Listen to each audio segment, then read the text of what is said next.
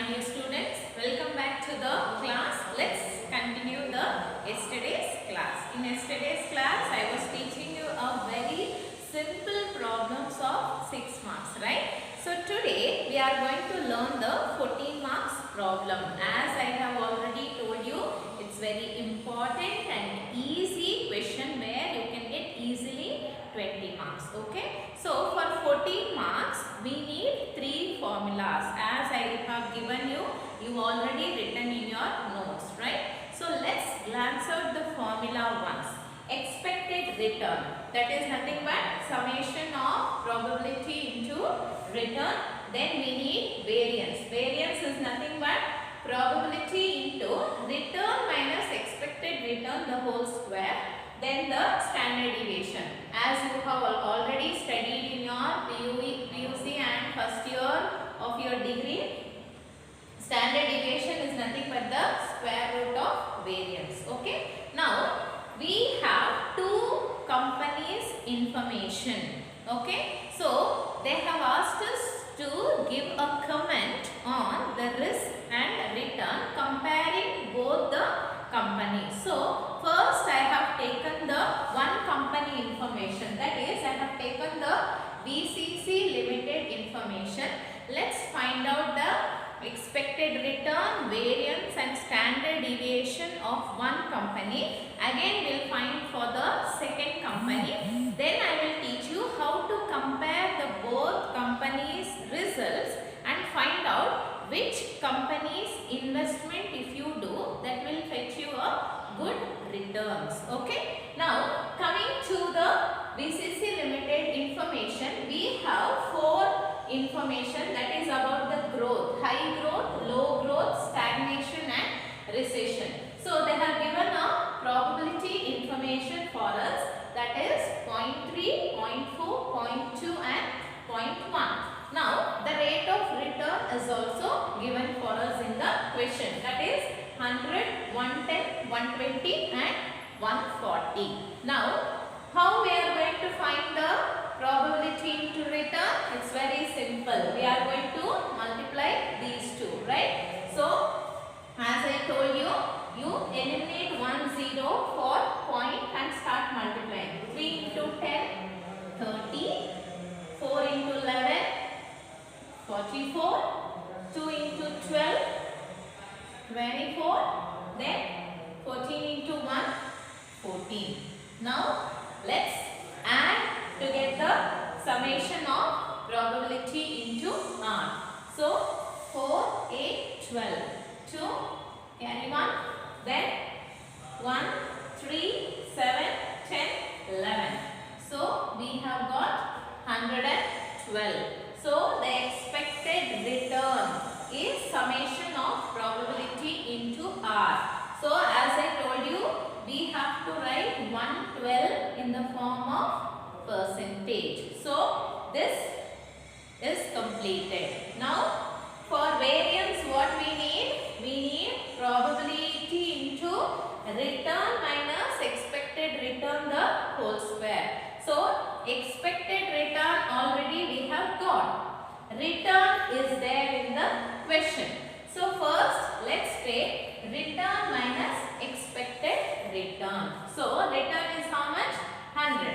Expected return is how much? 112. 100 minus 112 we get minus 12. Okay, it's very simple. 110 minus 112 we get minus 2. Then 120 minus 112 we get 8. Then 140 minus 112, how much? 28. Right?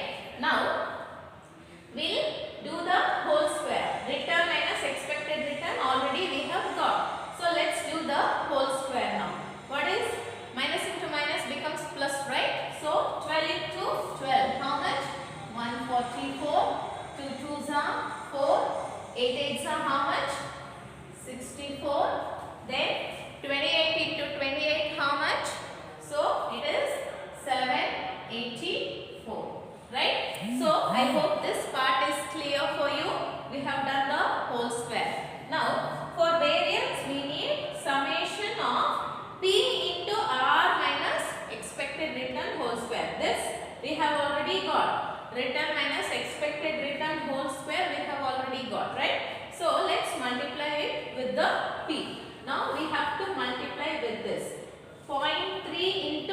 144. 0.4 into 4. 0.2 into 64. 0.1 into 784. So when we multiply, we get these values. We get 43.2, 1.6, 12.8, 78.4. Right? Now we have to do the summation. So let's add this. When we add this, we get 136. Once again, I'll just reform.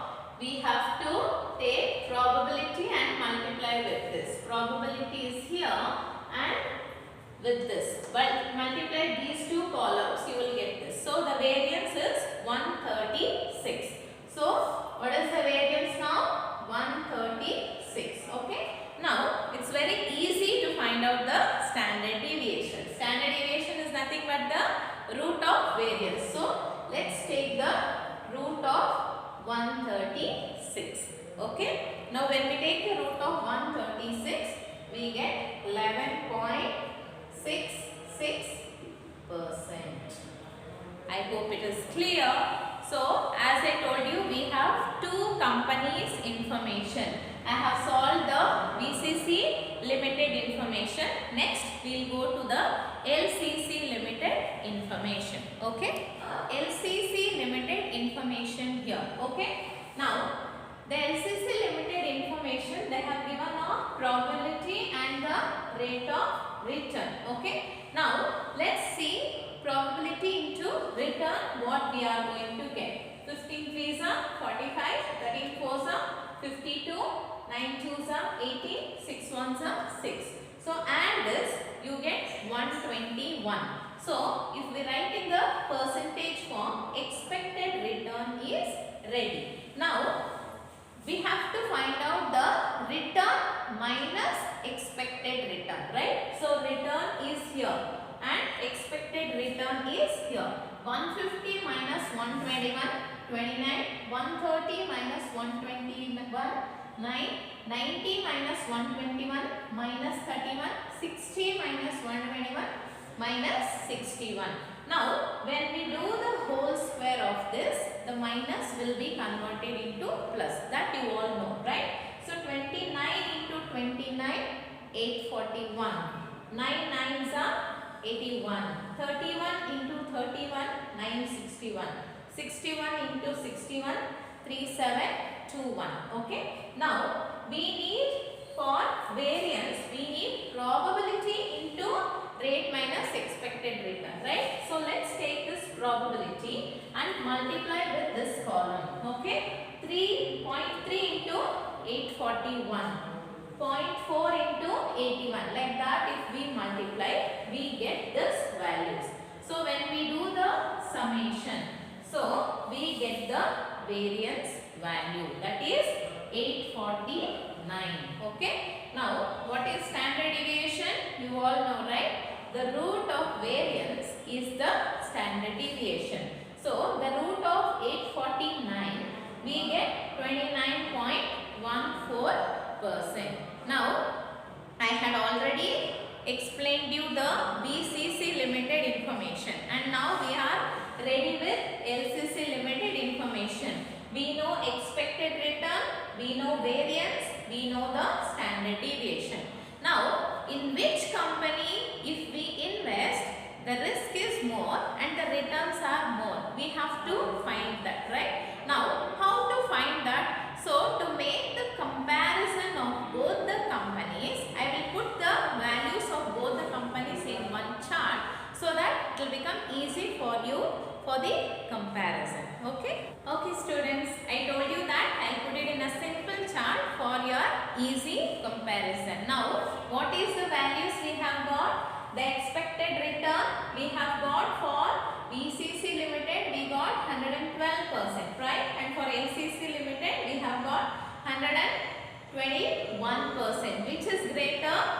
Yes, 121 is greater. So if we take the return, LCC limited is giving the more returns, right?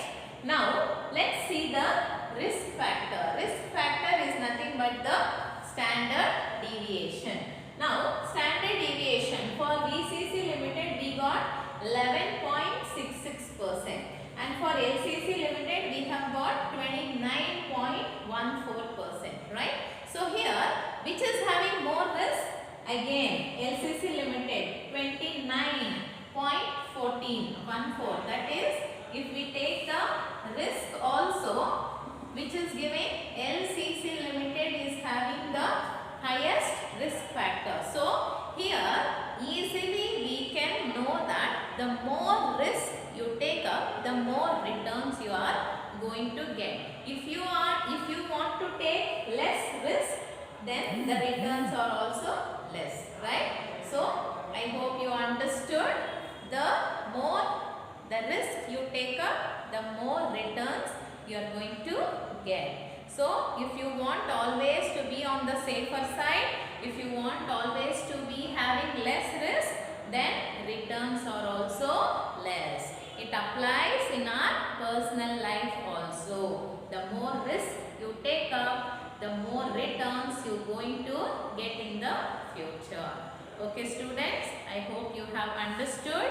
I will send the question along with the question. Whatever I have explained here, note down the answers also. If you have not understood, let me know. And in the next class, I will send you few question paper problems. Okay? If you solve that, you will understand more better. Okay? Thank you students.